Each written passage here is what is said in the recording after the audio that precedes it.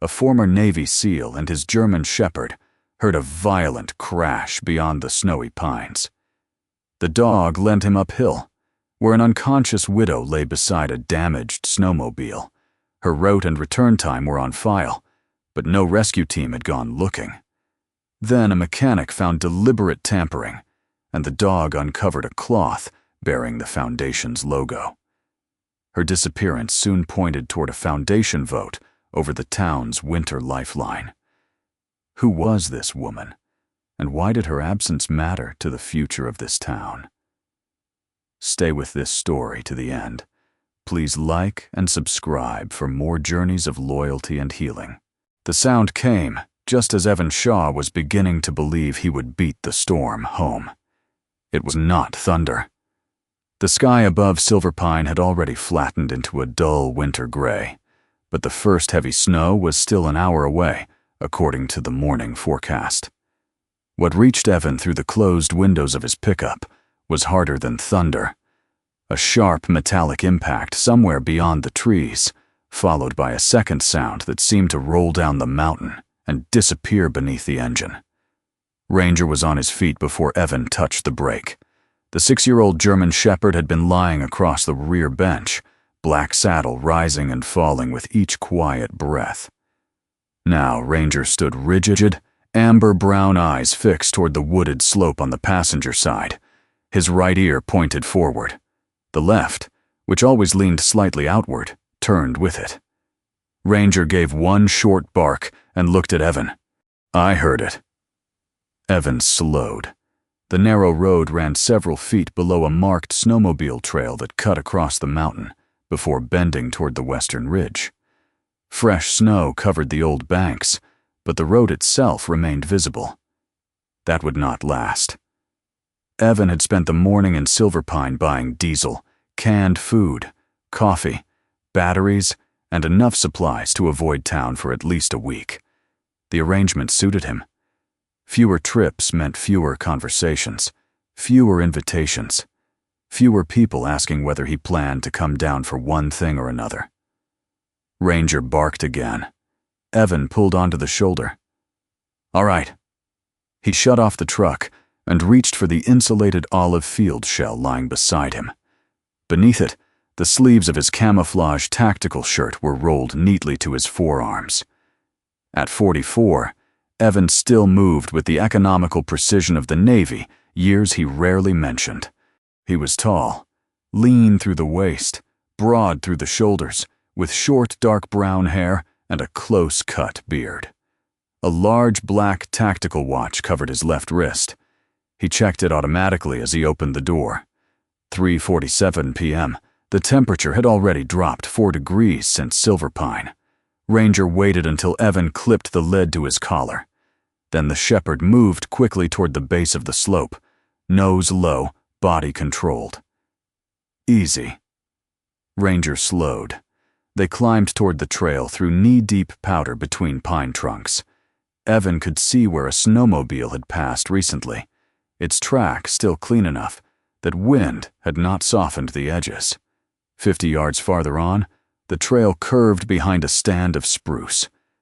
Ranger reached the bend first. He stopped. Evan saw the machine.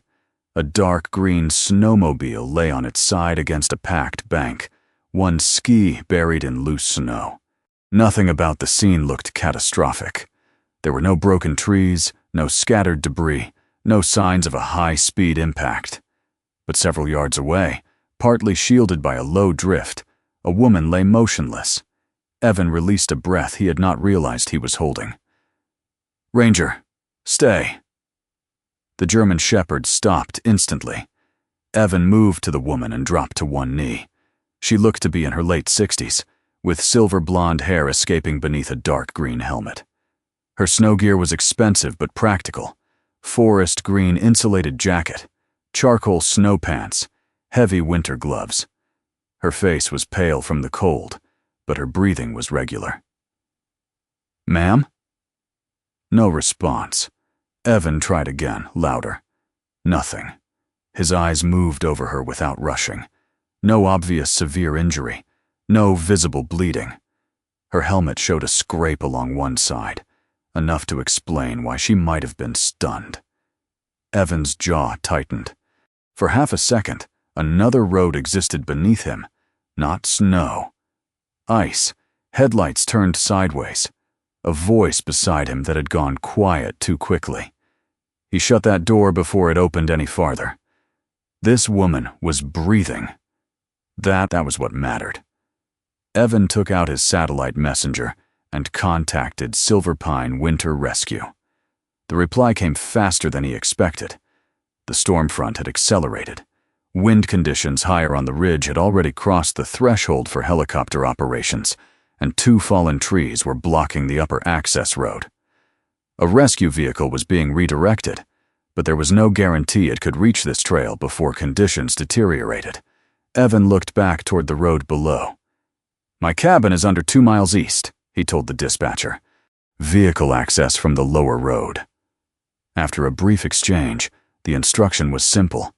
If Evan could move her safely to shelter without exposing either of them longer than necessary, get her warm and maintain contact until professional care could reach them. Evan put the messenger away. Ranger was still exactly where he had been told to stay, but his eyes remained on the woman. "We're going home with company." The descent to the truck took time. Evan moved carefully, keeping the woman supported and avoiding unnecessary motion. Ranger stayed beside them without crowding, occasionally moving ahead several steps and stopping to check Evan's progress. By the time they reached the road, the first real flakes had begun to fall. Evan settled the woman across the passenger side as securely as he could and pulled a thermal blanket around her. Ranger climbed into the rear bench but did not lie down. Before getting behind the wheel, Evan looked once more toward the trail. Something bothered him. Not the accident itself, the shape of it. He had spent too many years noticing small things under pressure to pretend he did not see them now. "Stay." Ranger remained in the truck while Evan climbed back to the snowmobile for one last quick look. The machine had struck the bank at an angle. One ski had dug in, which could easily have thrown the rider. That much made sense. Then Evan noticed a narrow service panel near the steering assembly. It sat slightly proud of the bodywork. Not broken, not hanging loose from impact, just not seated properly. He crouched without touching it. Nearby, boot prints crossed the trail. Some likely belonged to the woman. One set led from the machine toward where she had fallen. Another partial impression appeared on the opposite side, where the snow was deeper. It could still be hers. People walked around their machines all the time. Evan knew better than to turn uncertainty into a story. Behind him came the crunch of paws. Ranger had shifted inside the truck and was watching through the open window. "You're supposed to be staying."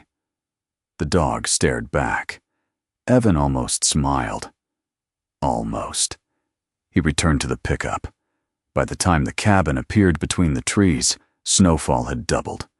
The house stood in a clearing surrounded by dark pines, smoke still rising from the chimney because Evan had banked the stove before leaving that morning. Ranger jumped down first when they arrived, circled once, then returned to the passenger door as if reminding Evan which problem came first. "I know." Inside, the cabin was warm, but quiet in the particular way Evan had arranged his life to be quiet. One mug beside the sink, one coat hook usually occupied, one chair positioned closer to the stove than the others. Evan carried the woman inside and settled her on the couch, then contacted the rescue dispatcher again. A medical professional joined the call and guided him through the basic observations they wanted, monitored, until travel became possible. Ranger lay several feet away. He did not sleep. 20 minutes passed. Then the woman moved. Her brow tightened first. One hand shifted against the blanket. Ranger raised his head. Evan was beside her before her eyes fully opened. "Don't sit up yet." The woman blinked slowly. Her eyes were gray-blue and far sharper than Evan expected from someone who had been unconscious minutes earlier. Where am I? My cabin. Outside Silver Pine. She stared at him, orienting herself. The trail. You had an accident.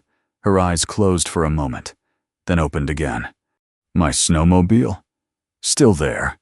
She tried to push herself upright. The room tilted for her before she managed it. Evan caught the movement and steadied her shoulder without forcing her back down. Easy. I'm fine. You were unconscious. That is inconvenient. It took Evan a second to realize she was serious. Ranger stood and approached slowly. The woman looked at him. The shepherd stopped just outside arm's reach. Her expression softened by a fraction. Smart dog. Usually. Ranger looked at Evan as if objecting to the qualifier. The woman noticed. A faint smile appeared. I'm Eleanor Whitmore. Evan Shaw. She glanced at Ranger. And the supervisor? Ranger. Eleanor gave the dog a small nod. The satellite messenger chimed. The clinic wanted Eleanor evaluated as soon as the road was safe enough to travel. Evan checked the window. Snow had erased the far edge of the clearing. I'm taking you down as soon as visibility improves. Eleanor followed his gaze. Neither of them spoke for several seconds. The storm had arrived almost 3 hours early. They were not going anywhere. Evan added another log to the stove. Ranger settled beside the couch, close enough to watch Eleanor but not touch her. After a while, Eleanor asked, How bad is the machine? Hard to tell. Front end? Mostly looked intact. She frowned. Evan hesitated. There was something else. Eleanor looked at him. A service panel near the controls wasn't sitting right. Could be nothing. The change in her face was immediate, not fear. Recognition. Evan turned fully toward her. Why? Eleanor's hand stopped on Ranger's neck. Because yesterday morning, she said, I stood beside the man who inspected every part of that machine. The lights went out before Evan could answer Eleanor. One moment, the kitchen lamp was casting a warm circle across the cabin floor. The next, only the wood stove remained, orange light moving across Ranger's black and tan coat. Outside, wind drove snow against the windows, hard enough to make the glass hiss. Evan waited 3 seconds, listening for the power to return. It did not. Stay here, he said. Eleanor looked toward the window. I was planning to jog into town. Evan glanced at her. The dry delivery almost earned a smile. He crossed the mudroom, pulled on his field shell, and went outside to start the backup generator. Ranger followed as far as the threshold, then stopped without being told. Evan pointed toward Eleanor. With her? Ranger turned back. By the time Evan returned, snow had already collected across his shoulders. The generator caught on the second attempt, and several lamps came back weakly. He checked his black tactical watch, recorded the time on a notepad beside Eleanor's water, then asked her the same questions the clinic had given him earlier. Name, location, approximate time, whether the headache had changed, whether nausea or confusion had appeared. Eleanor answered each one correctly. You always this cheerful with guests? She asked. I don't usually have guests. That part, I believe. The satellite messenger connected long enough for the clinic to confirm that Eleanor remained stable. Evan was instructed to continue periodic checks, keep her warm and hydrated, and report any meaningful change. Travel was out of the question until visibility improved. A county update estimated that the main road below Silver Pine could be passable by morning, but no one was willing to promise anything about the private mountain roads. Evan placed the messenger near the window, where reception was strongest. Eleanor watched him organize everything: water within reach, flashlight on the table, spare blanket beside the couch. Medical kit opened, but not scattered. Firewood brought inside before the next gust could make the porch dangerous. You do this often? Lose power? Take control of a room before the room notices it needs controlling. Evan closed the medical kit. Useful habit. Eleanor did not ask where he had learned it. That made him notice her more. For nearly an hour they spoke only when necessary. Eleanor's headache remained steady rather than worsening. Ranger moved between the stove and the couch, never crowding her. Every few minutes his gaze shifted toward Evan, tracking him as he added wood, checked the generator gauge, or stood at the window trying to judge the storm. Eleanor noticed that too. He checks on you. He checks everything. No. She watched Ranger follow Evan with his eyes. He checks on you.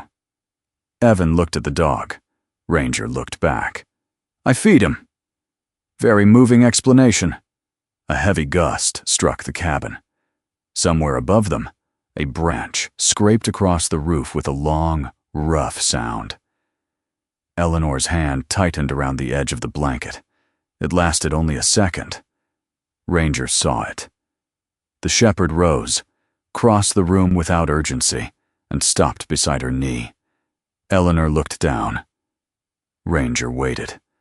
Only when she lowered her hand did he step closer and lean the weight of one shoulder gently against her leg.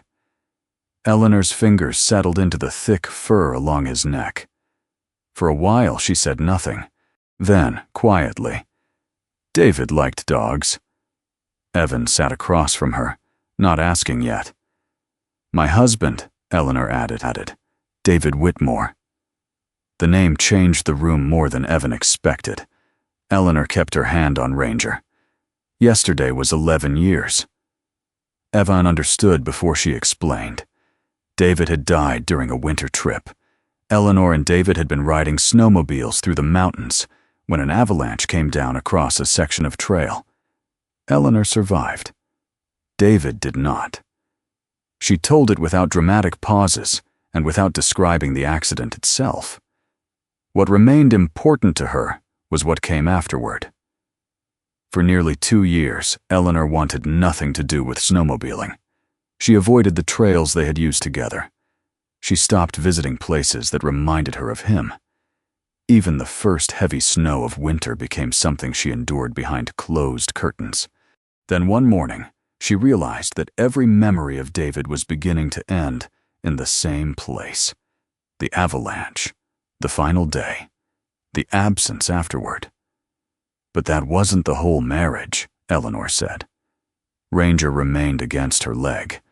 She remembered David arguing about trail maps and then getting lost anyway. David carrying an old thermos that leaked coffee whenever he hit rough ground. David stopping on ridges simply because the light looked good across the snow.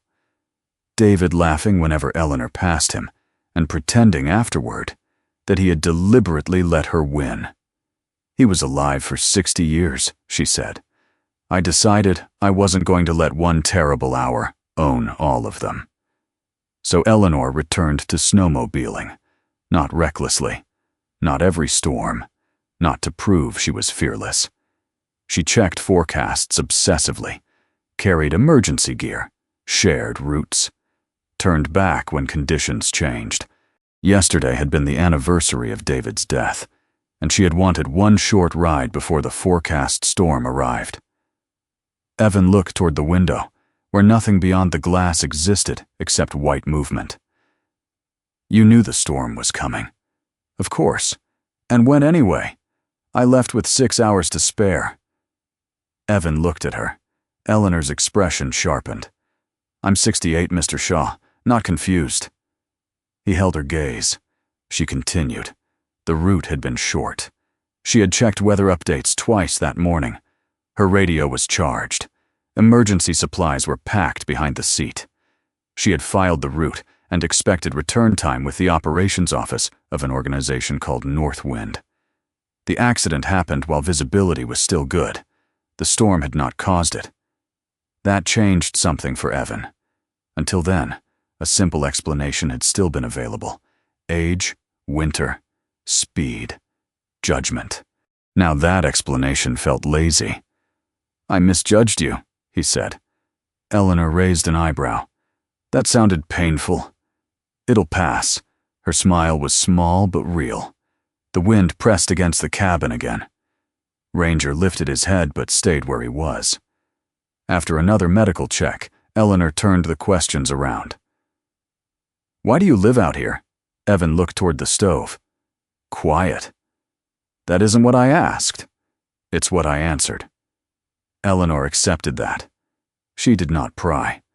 That restraint unsettled him more than insistence would have. Near midnight, the generator stumbled once, recovered, then settled into its low mechanical hum. Evan went to the mudroom to check the fuel level. A branch struck the roof before he reached the door. The crack was sudden. Evan turned too fast. For an instant, the cabin disappeared beneath another sound. Tires losing grip on freezing rain, metal sliding where metal should not slide, Laura's hand reaching for the dashboard. Then Ranger was standing. Not at the door. Between Evan and Eleanor. The dog looked first at Evan, then back toward the couch. Eleanor saw the exchange. Evan slowly unclenched his left hand.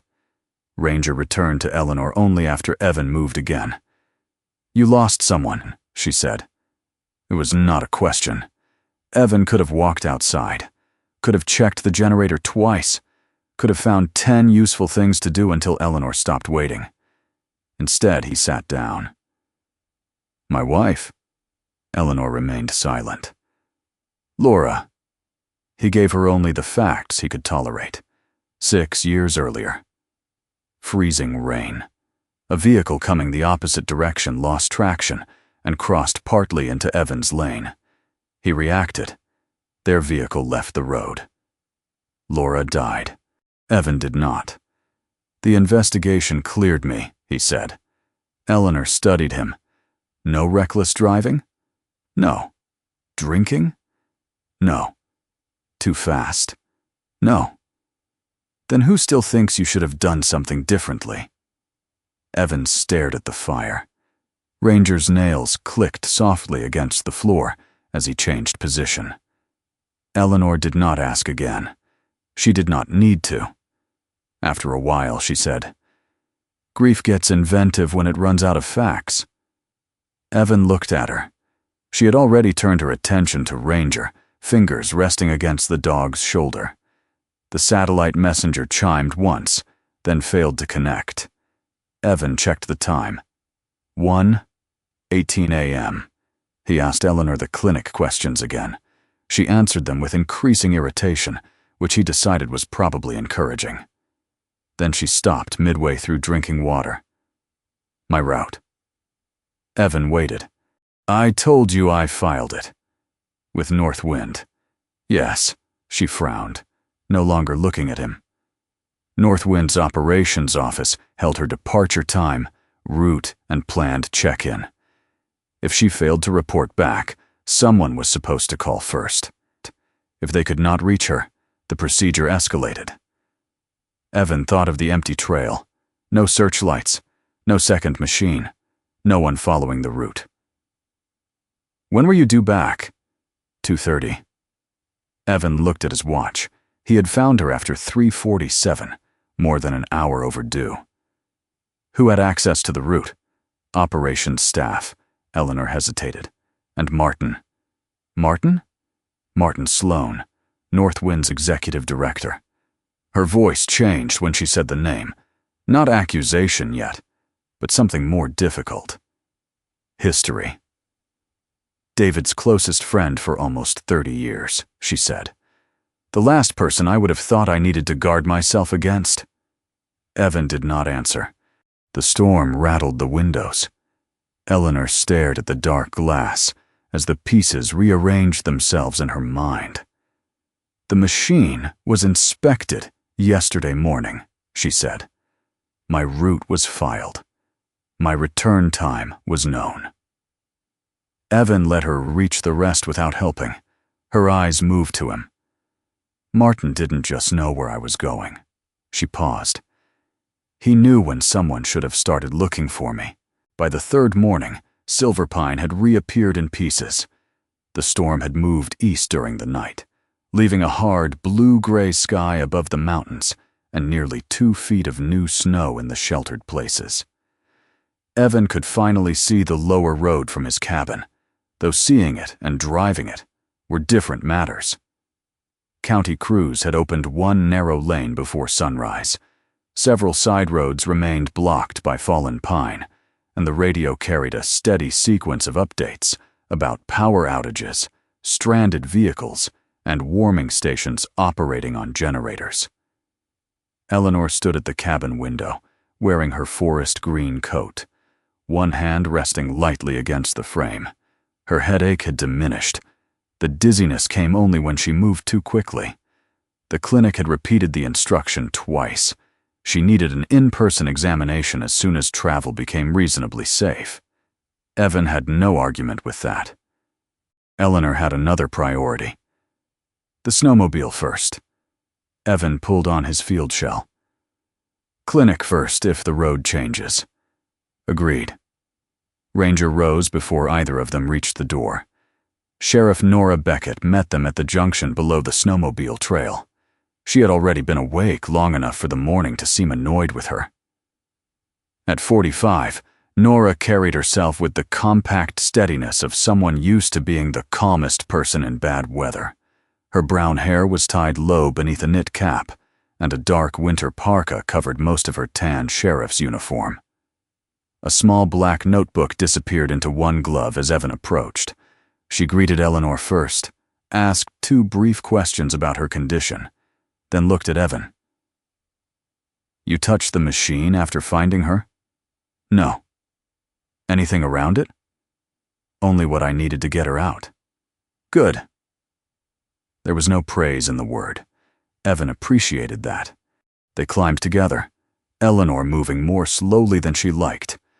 Ranger stayed on lead and slightly ahead of Evan, but he did not pull. The trail bore little resemblance to the place Evan remembered. Wind had filled portions of the old track, rounding every edge. The snowmobile still lay where they had left it, partly covered now, its dark green body breaking through the white like something abandoned much longer than 48 hours. Nora stopped everyone 20 feet away. Nobody improvises. Her eyes went briefly to Evan. That includes people with interesting resumes. Eleanor looked at him. You have an interesting resume? Apparently. Nora almost smiled. Gus is coming. Gus Landry arrived 10 minutes later on a utility sled that sounded older than he was. At 63, Gus had a broad face, a silver mustache, and the permanent slight stoop of a man who had spent decades leaning over engines. Charcoal bib overalls covered a rust-colored thermal shirt beneath his work jacket. Reading glasses hung from a cord against his chest. He removed them only when he was looking at something too closely for ordinary vision. Gus owned an independent snowmobile repair shop on the north side of Silver Pine and had no business relationship with Northwind. Nora had chosen him for exactly that reason. He spent the first several minutes doing almost nothing dramatic. He photographed. He looked at the track marks still visible beneath the new snow, where Nora had cleared carefully around the machine. He checked damage from the impact, then worked toward the controls. When he reached the service panel Evan had noticed, Gus stopped. This what you saw? Evan nodded. Gus put on his glasses. He removed the panel only after Nora documented its position. Inside, he examined the control assembly in silence. Eleanor stood several steps away with Ranger beside her. Evan watched Gus's hands rather than his face. Mechanics often answered before they spoke. Gus eventually leaned back. Somebody's been in here. Eleanor's shoulders changed. Not much. Enough. Nora asked. Before or after the crash? Before.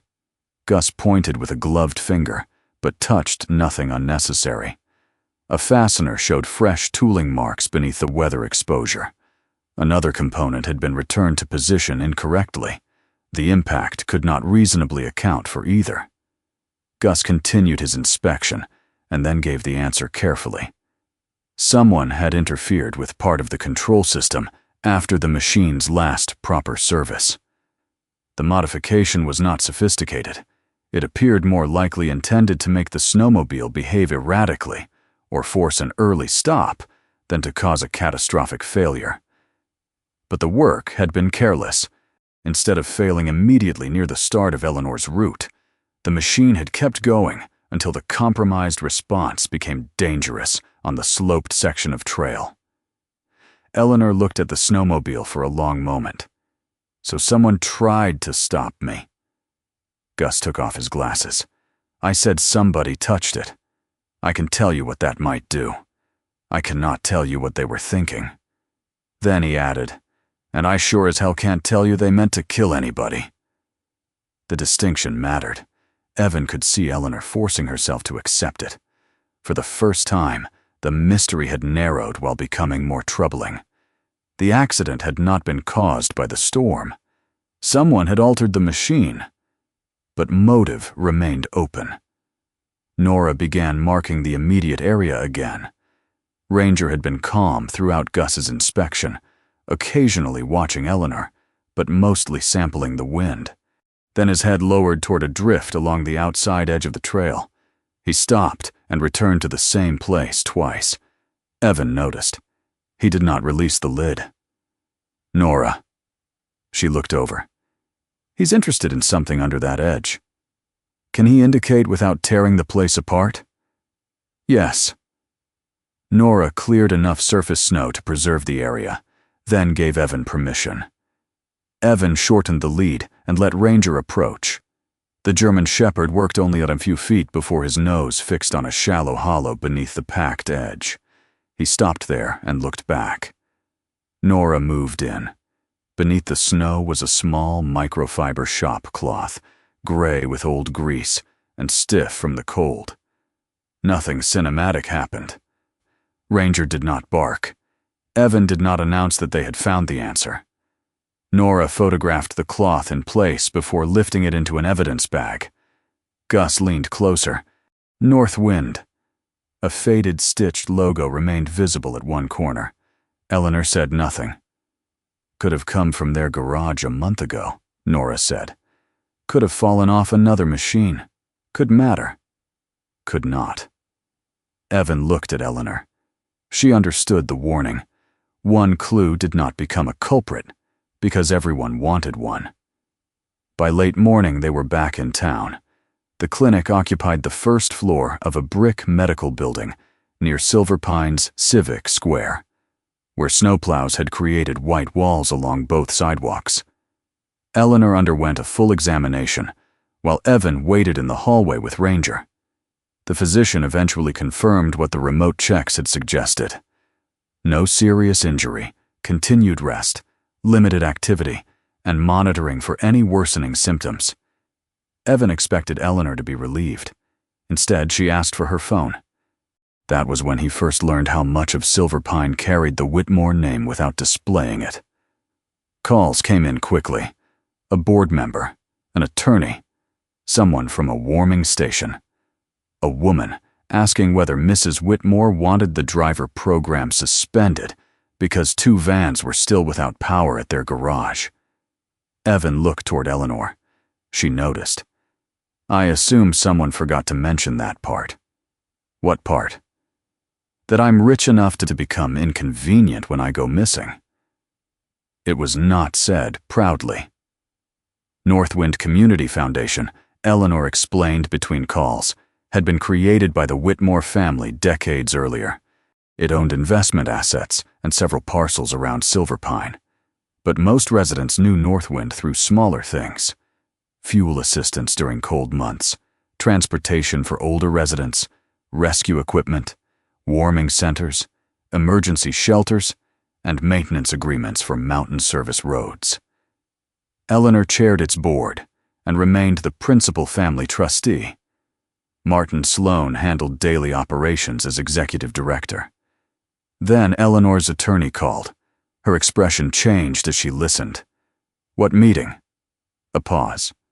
No. That vote was supposed to wait.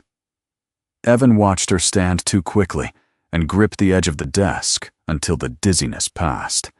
The attorney's voice was faint through the phone. Eleanor asked, Did they vote? No. The storm had prevented enough board members from attending that Martin could not proceed, but he had rescheduled the meeting for later that week. The agenda remained unchanged. The proposed transfer of a section of land called Harrow Ridge was still listed for approval. Evan had heard the name. Most people in Silverpine had.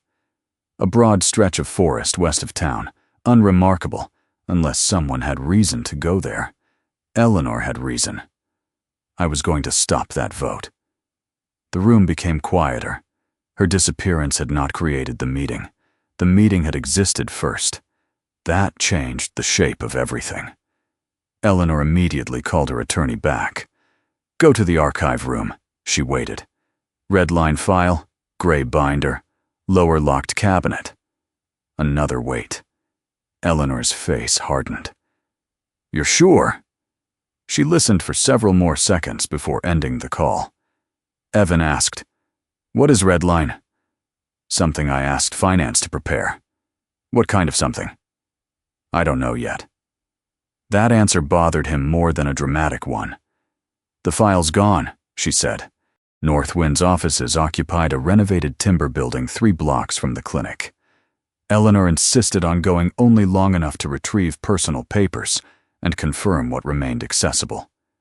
Nora had already asked her not to disturb anything connected to the snowmobile maintenance records. Evan accompanied her because she was still not supposed to drive, not because he had suddenly become her investigator. Ranger walked beside him through the lobby. A man stood near the operations hallway when they entered. He was in his early 50s, thick through the shoulders, wearing a steel blue Northwind work jacket over a gray flannel shirt. His hands had the rough, marked look of someone who spent more time around equipment than conference tables. A yellow grease pencil protruded from his chest pocket. Eleanor stopped. Miles Kessler, Northwind's operations manager, managed the garage, winter vehicles, and maintenance crews. Miles looked at Eleanor. For one brief second, surprise stripped every practiced expression from his face. Then it returned. Mrs. Whitmore, we thought you were still stuck out there. Eleanor stared at him. Still? Miles's mouth opened. Before he answered, a new voice came from the hallway behind him. Eleanor. The man approaching wore a dark navy overcoat over a perfectly ordered charcoal suit. Salt and pepper hair was combed back from a high forehead. His expression carried concern so naturally that Evan understood immediately why people might trust it. Martin Sloan stopped several feet away. His eyes went first to Eleanor, then Ranger, then Evan, and only then back to Eleanor. Thank God, Martin said softly. We've been terribly worried. Eleanor did not answer. Behind Martin, the operations hallway led toward the garage records. Behind Eleanor, the clinic papers in her hand said she had been missing for less than 2 days. Between them stood one unanswered question that had just become much larger. If Northwind had truly been worried, why had no one followed the route Eleanor had given them? Martin Sloan's concern was almost convincing because he did not overplay it. He stopped several feet from Eleanor in the Northwind hallway, his navy overcoat still dusted with snow at the shoulders. Behind him, Miles Kessler had gone quiet. Ranger stood beside Evan's left leg, relaxed but attentive. Thank God, Martin said again. We've been terribly worried. Eleanor watched him for a moment. Then your people have an unusual way of showing it. Martin's expression did not change. The storm disrupted half our communication network. My route was filed before the storm. Yes. And by the time the missed check-in became clear, conditions had deteriorated.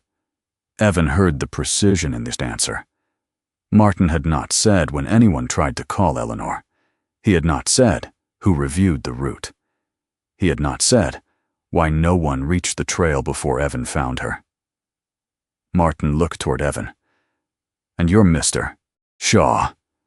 Evan did not ask how Martin knew. Evan Shaw. I understand you helped Eleanor. I found her. Martin's eyes dropped briefly to Ranger, then returned to Evan. We're grateful. Something in the phrase irritated Evan more than open hostility would have. Martin spoke as though Northwind owned the gratitude, and Eleanor had merely been returned to its custody. Eleanor ended the exchange before Evan could answer. I want the Harrow Ridge material. Martin's concern softened into patience. You should be resting. I asked for the material. And you'll have it. But after what happened is exactly why I want it. Miles shifted his weight near the operations doorway. Martin glanced toward him once. That was all. But Evan noticed. Eleanor noticed too. They left Northwind 20 minutes later, with nothing except the confirmation that Martin had not canceled the board meeting. He had moved it to Thursday, 2 days away. The Harrow Ridge vote remained on the agenda. By early afternoon, Sheriff Nora Beckett had arranged for Eleanor to meet someone who could explain why the property mattered beyond Northwind's balance sheet. Calvin Reese did not look like a man preparing to defend a valuable piece of land. He looked like a man who had dressed for a culvert inspection. At 61, Calvin was tall and lean, with silver hair flattened beneath a faded knit cap, and pale blue eyes narrowed against reflected snow. He wore a weathered mustard-brown field jacket over a faded blue flannel shirt, and carried an old olive canvas map tube under one arm. They met at the municipal maintenance yard on the west side of Silver Pine. Instead of taking them into an office, Calvin walked them to the edge of the cleared lot, where the western mountains rose beyond a line of snow-covered roofs. He opened a large topographic map across the hood of a parked snowcat. Harrow Ridge, he said, pointing. The name covered a long stretch of forest west of town. Evan studied it. No houses, no commercial district, no obvious development. Eleanor folded her arms against the cold. Martin says it costs Northwind too much to maintain. Calvin gave her a look. Depends what you think you're maintaining. He traced an old service road running through the property. The route had been built decades earlier for logging and utility access. Most years it saw little use beyond inspection crews. Silver Pine's main roads were better, wider, easier to plow. But during severe storms, Harrow Ridge served a different purpose. If the southern road closes here, Calvin said, tapping one point, and this bridge ices out here, the Ridge Road becomes one of our few workable ways to move equipment between east and west. Not ordinary traffic. Snowcats, emergency fuel, rescue crews, medical transport under controlled conditions. Northwind owned several pieces that made that possible. A staging area wide enough to turn heavy equipment, a maintenance shed, sections used for snow fencing, and access points where crews entered to clear the route. The town had emergency use agreements, but those agreements were not the same as permanent ownership. If Northwind sells? Nora asked. We don't lose the road tomorrow, Calvin said. That would be the dramatic version, and it'd be wrong. Evan liked him immediately for saying it. Calvin continued. A private owner could honor the existing agreements, or challenge portions later. Expansion would require negotiation. Repairs could become slower. A snowcat staging area might become part of another development plan.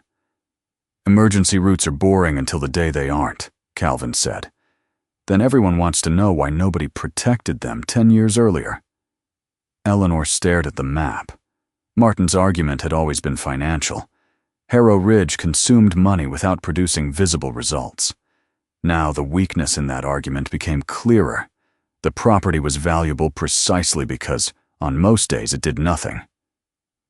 Evan looked toward Eleanor. You knew the road mattered. I knew the broad purpose. She pointed to the western section. I didn't know how much of the emergency function still depended directly on Northwind land. That's why you asked about maintenance costs? Eleanor nodded.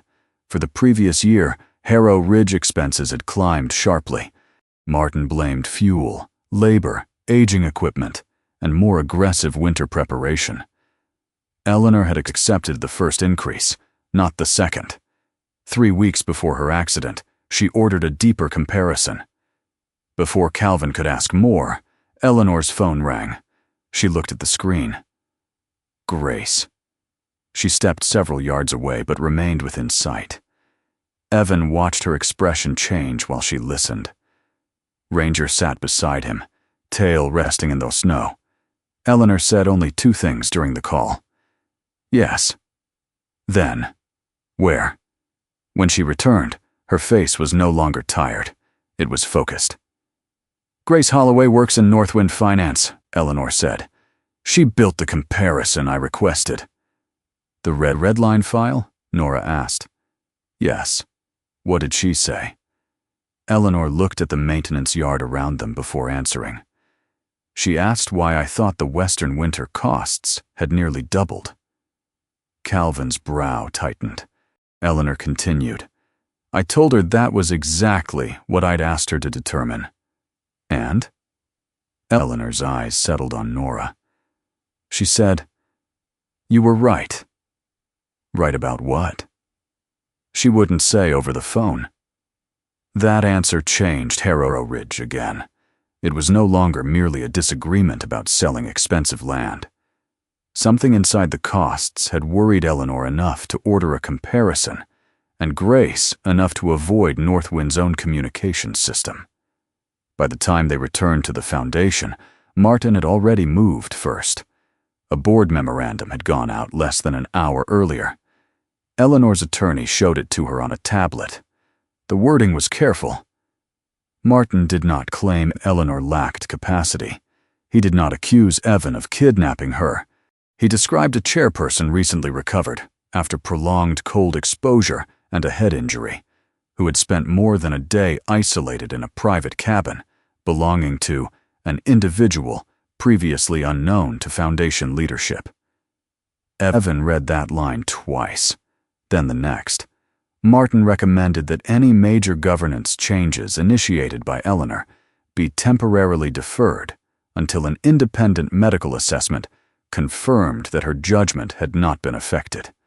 There was not one direct lie in the paragraph. That made it worse. Evan felt anger rise slowly instead of quickly. Martin had taken facts, removed their context, and arranged them into a different story. Former Navy SEAL, remote cabin, head injury, sudden accusations. Evan could already imagine what happened if he walked into Martin's office and gave him the confrontation he deserved. Martin would not have to call Evan unstable. Evan would demonstrate it for him. Ranger stood as Evan shifted his weight. The German Shepherd looked up at him. Evan's left hand had closed around the edge of his tactical watch. He opened it. Martin appeared at the far end of the hallway, talking quietly with an older board member. His gaze briefly met Evan's. Evan stayed where he was. Ranger stayed with him. Martin looked away first. Eleanor had been watching. You understood what he was doing. Yes. And didn't give it to him. Not yet. Try to preserve the streak. Despite everything, Eleanor smiled. Then Evan made a different mistake. You should go back to the cabin tonight. Her smile disappeared. Nora and your attorney can handle this until Thursday. You need rest. Eleanor looked at him for several seconds. Are you asking what I want? You had a concussion. That is a medical fact.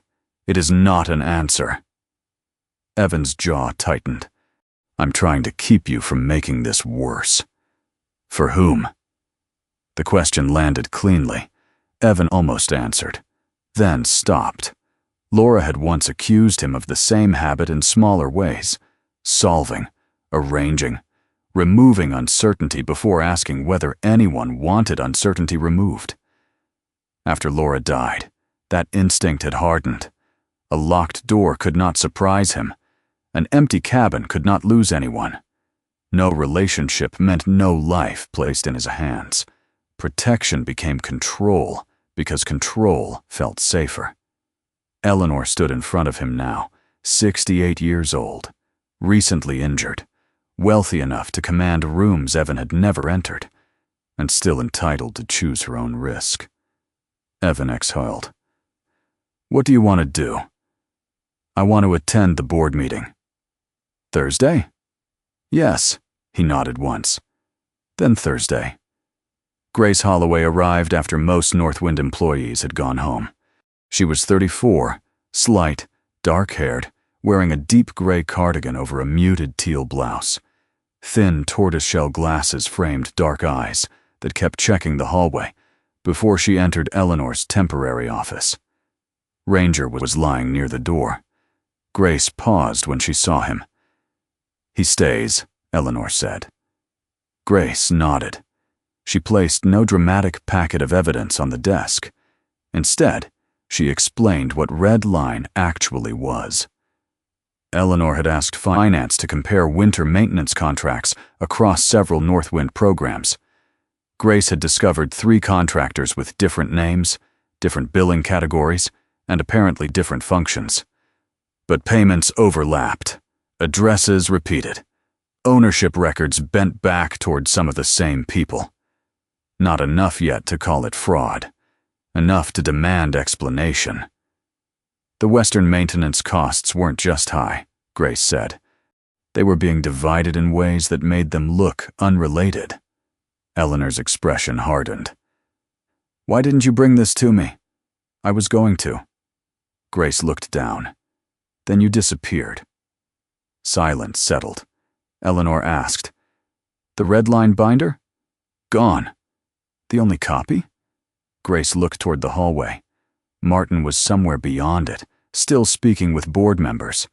Then she looked back at Eleanor. No. Eleanor leaned forward. Where is the other one? Grace lowered her voice. Not in this building.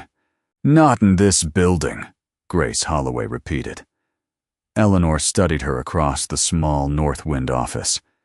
Where? Grace glanced once toward the closed door. Ranger lay beside it, head up but relaxed, while Evan stood near the window, where the last light of evening reflected off plowed snowbanks outside. When you asked me to start Red Line, you also approved the updated audit protocol, Grace said. Any working paper involving related contractors gets duplicated off-site before the final review. Eleanor remembered. 6 months earlier, after an unrelated computer failure had corrupted several accounting files, she had insisted that sensitive working papers be copied outside Northwind's system. At the time, Martin had called the rule excessive. Now it was the only reason Red Line still existed. The copy is in secure document storage at Granite County Bank, Grace said. I couldn't remove it by myself even if I wanted to. Your attorney and an authorized auditor have to release it. Evan watched Eleanor absorb the significance. Grace had not foreseen sabotage. She had simply followed a boring procedure no one expected to matter this much. Sometimes, survival looked like preparation after all. By the next morning, Northwind had become 2 organizations occupying the same building. In the public rooms, staff answered phones, arranged fuel deliveries, checked warming station supplies, and behaved as if the foundation were simply recovering from a storm. Behind closed doors, Eleanor's attorney worked to preserve records, while Sheriff Nora Beckett began a formal investigation into the snowmobile interference. Eleanor hired an outside forensic accountant named Rachel Voss, a 50-year-old woman with dark hair streaked silver at the temples, and a habit of reading financial statements without moving anything except one finger along the page. Rachel did not work for Northwind, Martin, or the Whitmore family. That independence mattered to Eleanor. Evan stayed out of the accounting. He was more useful with time. A conference room wall became a sequence of hours and dates written across sheets of paper. Eleanor delivered the snowmobile for service Monday morning. The maintenance check was signed complete that afternoon. The garage closed at 6.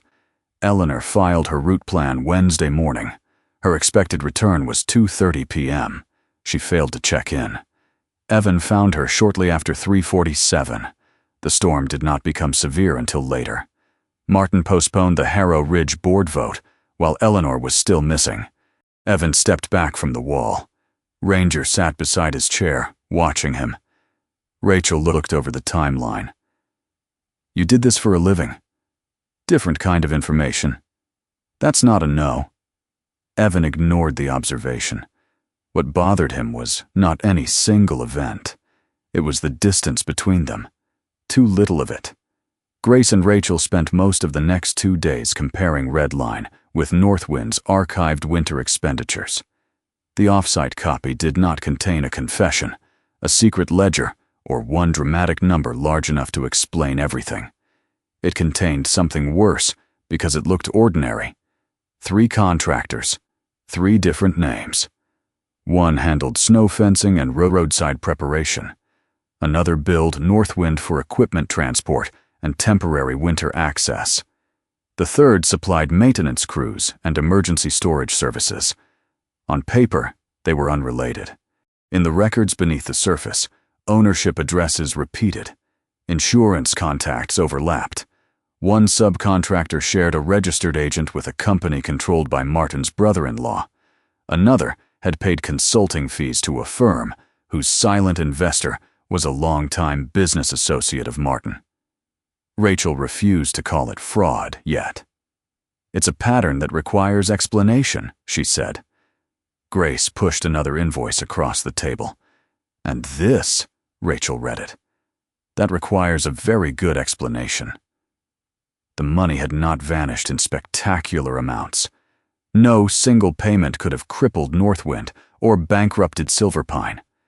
Instead, the losses accumulated in small decisions spread across 5 winters. A warming shelter renovation postponed twice. 2 rescue radios approved, but never purchased. Replacement snow fencing deferred along an exposed section of road. A fuel assistance contract reduced even while Northwind's reported winter maintenance spending rose. A secondary service road billed for more maintenance than county logs suggested it had actually received. People in Silverpine had not seen corruption. They had seen inconvenience.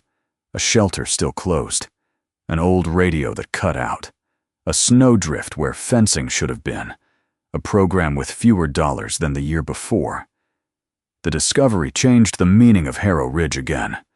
Martin had argued that the property was draining Northwind's resources, but some of the money supposedly being spent on Harrow Ridge had never reached the ridge in the form Northwind believed it had. If the land were sold, existing maintenance contracts would be closed, reassigned, or absorbed into the transition. Records would not disappear legally, but the transaction would scatter years of expenses across new categories and give anyone trying to explain the old numbers more time and more confusion to hide behind. Eleanor stood beside Rachel's chair, reading the same invoices for the 3rd time. I saw the increases. Evan was across the room with Ranger lying against the toe of his brown combat boot. "You questioned them," he said. "I accepted Martin's first explanation. You asked Grace to check. Months later." Evan heard what was happening before Eleanor finished. She was no longer talking about accounting. "I knew something was wrong," she said. "I knew he was hiding something from me." "You knew something didn't make sense." "I let David's history with him matter." "Yes." The answer made Eleanor look at him. Evan did not soften it. "You trusted the wrong man. That part belongs to you." Eleanor's mouth tightened. Then Evan added, "What he chose to do with that trust belongs to him." Silence held the room. Ranger lifted his head. Evan looked down at him and immediately wished he could take the sentence back. Not because it was wrong, but because he had heard Laura incite it. Responsibility for one thing. Blame for everything. He had spent 6 years refusing to separate the two. Ranger rose, walked to him, and pressed his muzzle briefly against Evan's hand. Evan rested his palm between the dog's ears. Rachel, wisely, returned to the invoices. Nora arrived an hour later with the first results from the garage records. Martin had not entered the garage after hours. Miles Kessler had. The electronic access log showed Miles entering at 8:14 p.m. the night before Eleanor's ride and leaving 26 minutes later. The main interior camera had gone offline during part of that window. "Convenient," Eleanor said. Nora shook her head. "Interesting. Not yet convenient." Another camera existed near the fuel yard because Northwind tracked fuel deliveries independently of the garage system. It had never lost power. Miles's truck appeared on it. Grace looked toward Evan. "Miles runs operations. He could have legitimate reasons to be there." "Exactly," Nora said. "So we ask him." But Miles did not answer. His phone went directly to voicemail. He was not at Northwind. When Nora sent a deputy to his house, his truck was parked in the driveway. No one answered the door. Eleanor stood beside the conference table. "He ran." Evan looked at the photograph of the truck. If he ran, why leave his vehicle? Someone could have picked him up. Could have. Evan did not argue further. That afternoon produced a more important connection. Northwind's server logs showed that Miles normally did not have unrestricted after-hours access to the service bay containing Eleanor's snowmobile. On the night in question, an executive override had temporarily expanded his credentials. The authorization came from Martin Sloan's account. 11 minutes before Miles entered the garage, Martin called him. The call lasted 11 minutes. No recording existed. No one knew what was said. Then Grace found something in the administrative backup calendar. An entry had been deleted from Martin's active schedule, but preserved automatically on the server. Only 5 words and a number remained. Unit 17. Hold through Thursday board session. Nora asked. Unit 17? Grace searched the fleet register. Her face went still. Eleanor's snowmobile was Unit 17. Martin could argue the note meant maintenance. He could argue hold meant keep the vehicle unavailable. Nothing in the sentence said sabotage, but the explanation that Miles had independently decided to interfere with Eleanor's machine was becoming harder to maintain. By the 7th day, Nora wanted Miles found before the board meeting. Eleanor wanted the same thing for different reasons. "He's hiding." Evan stood by the hallway window. Ranger had begun pacing between him and the exterior door. Evan looked down. "You need outside?" Ranger immediately turned toward the door. For the first time in 3 hours, Evan left the timeline behind and took him into the cold. Snow squeaked beneath his boots. Ranger walked 20 yards, stopped, looked back, then continued when Evan followed. The simple rhythm cleared something in Evan's head. Not every disappearance was escape. Not every silence meant guilt. When he returned to Northwind, Nora was standing in the lobby with her phone still in her hand. Eleanor rose. "You found him?" Nora nodded. "Where?" "The winter rescue station." Eleanor stared. "Why?" "He walked in about 10 minutes ago and asked for me." Nora slipped the phone into her coat pocket. "What did he say?" Nora looked from Eleanor to Evan. "His first words were, 'I touched the snowmobile.'" Miles Kessler repeated the sentence after Nora asked him whether he understood that the interview was being recorded. "I touched the snowmobile." The winter rescue station was quiet, except for the heater, clicking beneath a row of drying coats. Miles sat at a folding table with both hands visible in front of him. He had changed out of his Northwind operations jacket. Without it, he looked smaller somehow, less like the man responsible for an entire winter fleet, and more like someone who had spent 3 days discovering that one decision could keep expanding long after he stopped making it. Eleanor waited in another room.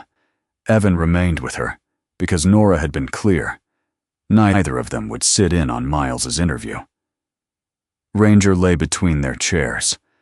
40 minutes passed before Nora came through the door. Eleanor stood. Did Martin tell him to do it? Nora removed her gloves slowly. Miles says Martin told him you were becoming emotionally unreliable and were about to damage programs David spent years helping build. Eleanor's expression hardened. What exactly did Martin ask? Nora looked at her. According to Miles, that machine does not get her to Thursday's board session. Silence filled the room. Miles had interpreted that as an instruction to disable Eleanor's snowmobile without making the problem permanent. He knew enough about Northwind's fleet to interfere with the control assembly, but not enough to predict precisely how the machine would behave once underway. He expected Eleanor to notice something wrong near the beginning of the ride and turn back. Instead, the machine kept running. The faulty response appeared later, on the sloped section where Evan had found her. When Miles heard you were missing, Nora said, he panicked. He called Martin. And Martin? Told him to say nothing until they knew what had happened. Eleanor looked toward the station window. So Miles nearly gets me killed, and then decides silence is the responsible option. I didn't say responsible. Neither will I. Nora did not offer Miles sympathy he had not earned. He had made a deliberate choice to interfere with a machine another person intended to ride in winter terrain. Whatever outcome he imagined did not erase that choice. But his statement did not automatically prove Martin's guilt either. That mattered. Miles's account had to fit independent evidence. It did. The temporary access override came from Martin's account. The 11-minute call happened immediately before Miles entered the garage. The fuel yard camera placed Miles there. Martin's deleted calendar still contained the Unit 17 note. The Harrow Ridge meeting had already existed. Eleanor's absence would have benefited Martin. None of those facts alone said what Martin had spoken during the call. Together, they gave Nora enough to widen the investigation. They're not handcuffing him in the boardroom, Nora said before Eleanor could ask. I wasn't going to ask. You were thinking loudly. Evan almost smiled. Ranger opened one eye. The board meeting went ahead Thursday morning, not because Harrow Ridge was still going to be sold that day. Eleanor's attorney had already secured agreement that no transfer could proceed, while questions about governance and financial records remained unresolved. What remained at stake was Martin himself. He was still executive director. He was still arguing that Eleanor should not immediately resume full authority. Northwind's conference room had never been designed for confrontation. The long table was oak, the windows looked over snow-covered rooftops, and framed photographs along one wall showed decades of ordinary community work. Volunteers stacking winter food boxes, a new heating system installed at a shelter, rescue crews standing beside donated equipment. Martin had been part of some of those photographs. That was important. He had done real good here. Eleanor knew it. Martin knew she knew it. He began calmly. He did not accuse anyone of conspiracy. He spoke about procedure, stability, and responsibility. He reminded the board that Eleanor had recently suffered a head injury. He described Miles as an operations manager who had apparently acted outside authority. He called Grace's financial concerns preliminary. He questioned whether Evan, a man unknown to Northwind before the accident, should have any role in influencing Eleanor's decisions. Evan sat against the wall with Ranger at his feet. He said nothing. Martin looked at him twice. Evan gave him nothing. Then Martin moved to Northwind's record. Under his administration, the Foundation's assets had grown. Heating assistance had expanded. Several emergency programs had survived difficult winters. Harrow Ridge, he argued, was one example of Eleanor allowing personal attachment to override practical financial judgment. Some board members listened because some of it was true. That made the room harder than a simple trial between good people and a villain. Calvin Reese went first. He did not defend Eleanor. He defended the road. With maps and maintenance records, Calvin explained exactly what parts of Harrow Ridge supported Silver Pine's emergency corridor and what uncertainty a sale would introduce. No apocalypse. No exaggerated claim that the town would be trapped tomorrow. Just accumulated risk. Grace followed with Rachel Voss. They did not call the Red Line findings theft. They showed overlapping vendors, repeated addresses, unusual consulting relationships, inflated winter costs, and expenditures that did not match the work Silver Pine actually received. Gus Landry spoke only about the snowmobile. Someone had entered the control assembly after proper service. The interference preceded the crash. That was all he claimed. Nora spoke less than everyone. She confirmed that an active investigation was examining unauthorized interference with the machine, and that evidence already collected included garage access records and electronic records relevant to the timing. She did not give the board a criminal verdict. Miles had provided a statement accepting his own actions. Martin remained composed. Then Miles made a terrible decision, he said. A decision I did not instruct him to make. Eleanor had stayed seated through all of it. Now she stood. Ranger's head lifted. Evan watched her cross no distance at all, yet somehow become the center of the room. I saw the numbers months ago, Eleanor said. Not enough to understand them, enough to ask questions. Martin said nothing. I accepted explanations from you that I should have tested sooner. I gave you time because David trusted you, and because I trusted what David saw in people. Martin leaned slightly forward. So you acknowledge your own responsibility. The room went still. Evan felt the sentence before Eleanor answered. She did not avoid it. Yes. Martin seemed almost surprised.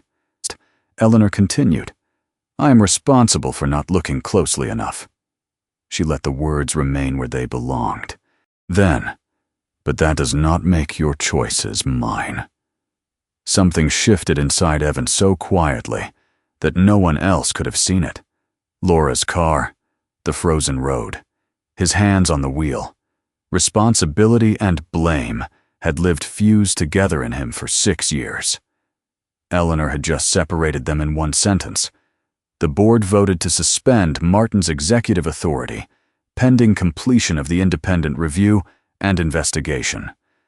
Harrow Ridge was removed from consideration until both were resolved. There was no applause, no victory speech.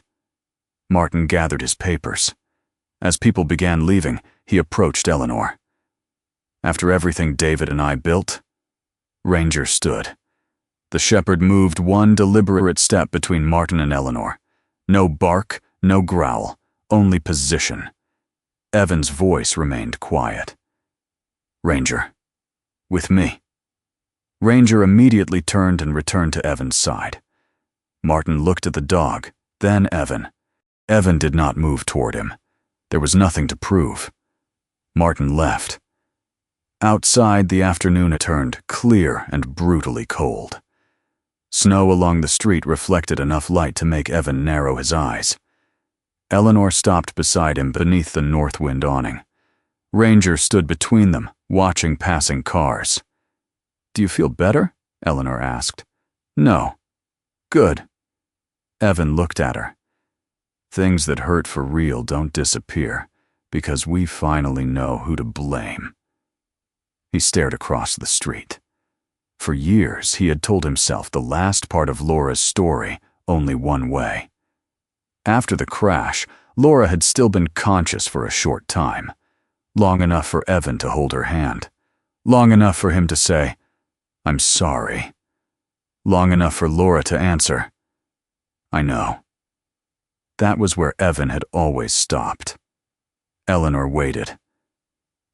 I thought she meant she knew it was my fault. And now? Evan looked down at Ranger. The dog looked back, left ear leaning slightly outward. I don't know. Eleanor nodded. It was the right answer. Evan breathed slowly.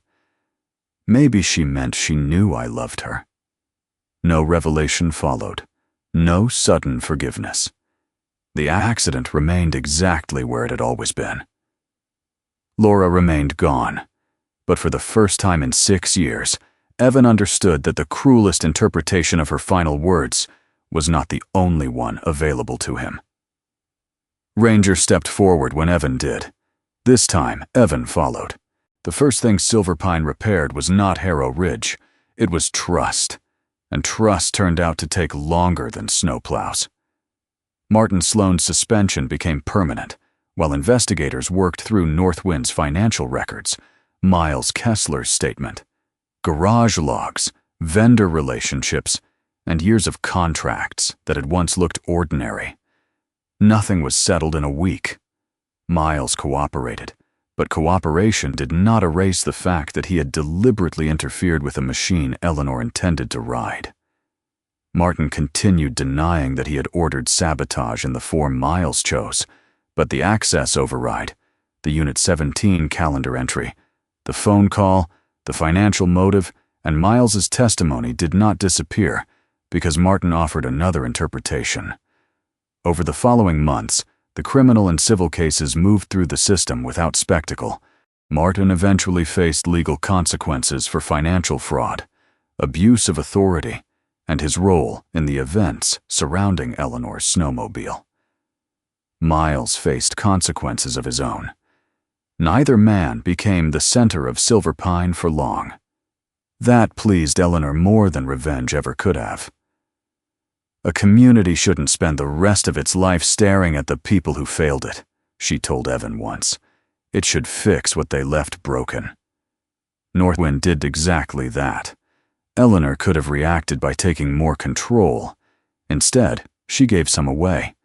Independent members joined the board. Outside audits became permanent. Related party contracts required disclosure. Emergency authority was narrowed so that no executive director could again turn temporary absence into concentrated power. Winter spending was published in a form ordinary residents could understand. Grace Holloway remained in finance with greater responsibility, but Eleanor refused to treat her as the miraculous young woman who would never make a mistake. That is how you build the next Martin, she said. Harrow Ridge stayed with the foundation. Northwind and Silverpine replaced the old patchwork emergency agreement with a long-term corridor plan covering the Snowcat staging area, turnaround, access points, and maintenance obligations. 2 outdated rescue radios were replaced. The delayed shelter renovation was completed. New snow fencing went up before the next heavy season. None of those things looked dramatic at a board meeting. They looked like doors that opened, batteries that worked, and roads crews could actually use. Eleanor returned to a snowmobile before winter ended. She did not announce it. She did not invite reporters or turn the ride into proof that fear had been defeated. She checked the forecast, filed her route, carried a radio, and joined 3 experienced riders on a short trail above Silverpine. Evan and Ranger accompanied them for the first section on a utility sled used by the volunteer winter team. At the bend where Evan had found her months earlier, Eleanor raised one gloved hand. The group stopped. She switched off the engine and sat quietly. Ranger remained beside Evan, amber eyes moving between Eleanor and the trees. There were no flowers, no speech for David. Eleanor simply looked across the snow-covered ridge until the silence stopped feeling unfinished. Then she said, "David would hate how slowly I'm riding." Evan leaned one forearm against the handlebar. "Laura would make me check every strap again." Eleanor looked over. "How many times did you check them?" 4. "That is not checking. That is a condition." Evan laughed before he could stop himself. Eleanor did too. The sound moved across the trail and vanished into the pines. For the first time, both of them had spoken about the people they had lost without making death the final sentence. Evan kept the cabin. People in Silverpine occasionally assumed healing would mean selling it, moving closer to town, or becoming suddenly sociable. Evan did none of those things. He still preferred mornings without conversation. He still stacked firewood with unreasonable precision. He still disliked crowded rooms and left community dinners earlier than most people. What changed was the purpose of the distance.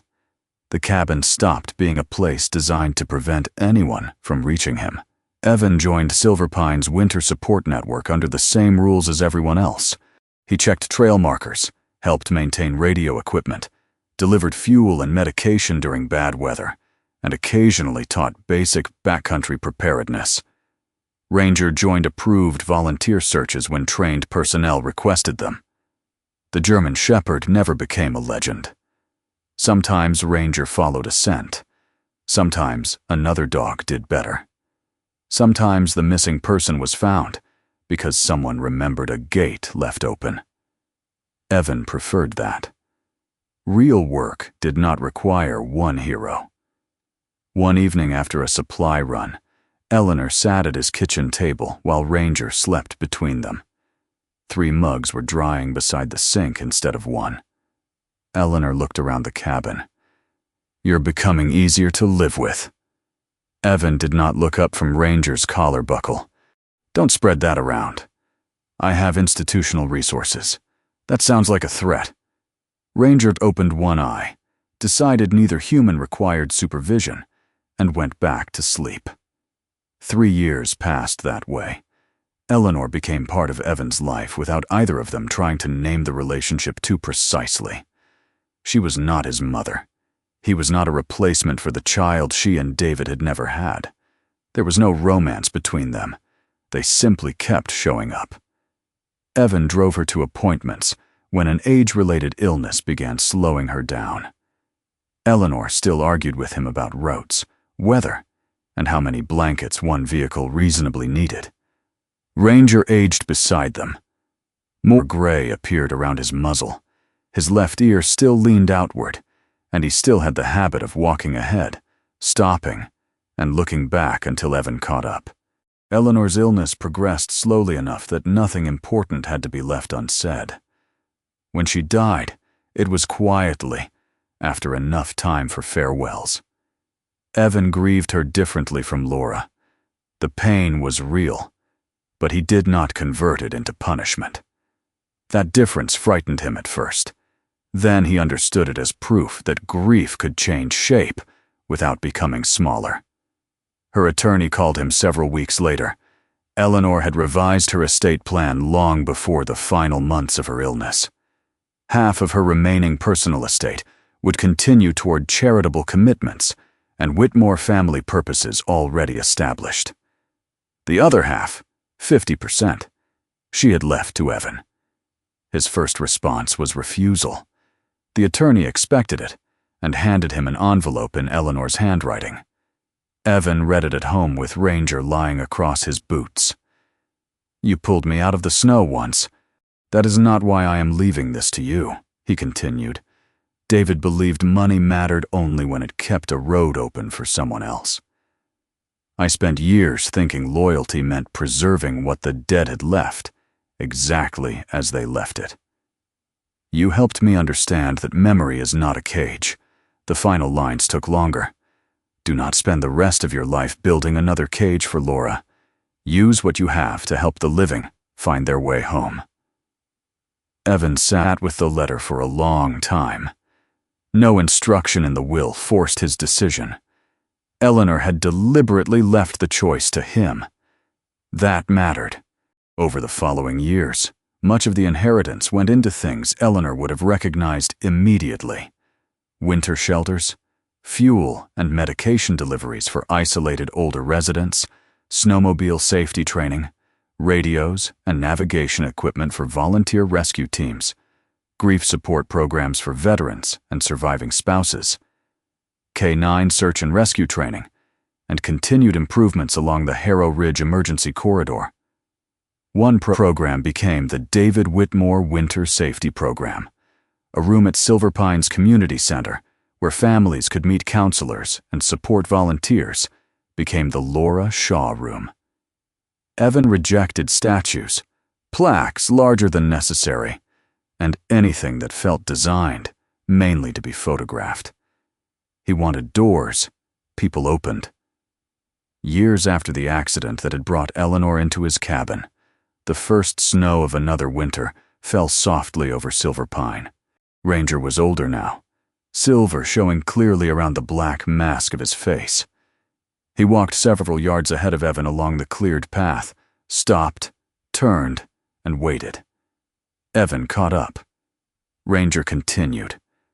That evening, headlights moved through the trees and stopped outside the cabin. A few volunteers from Harrow Ridge had finished an inspection later than expected. Boots sounded on the porch. Then came a knock. Ranger rose from the rug. Once, Evan might have remained silent until the vehicle left. Instead, he opened the door. Cold air entered with 3 tired people covered in snow. One of them asked, "You got coffee?" Evan glanced toward the kitchen. There had once been 1 mug he used every day. Now there were 6 within easy reach. He stepped aside. "Come in." Ranger turned toward the stove as though visitors required no further explanation. Outside, snow continued falling over roads that could still close, machines that could still fail, and lives no one could fully protect. Laura was still gone. Eleanor was gone too. Evan no longer believed surviving either loss was a sentence he had to serve. It meant only that some days were still his to choose. He closed the door against the cold, but not against the people who had come through it. Sometimes healing does not mean leaving the past behind. It means learning to carry love without turning grief into a punishment. Evan could not change what happened to Laura, and Eleanor could not bring David back. But both discovered that continuing to live was not a betrayal of the people they lost. There are still roads to keep open, doors to welcome others through, and quiet reasons to be grateful for another day. May you find peace with what you cannot change, and courage for what is still yours to choose.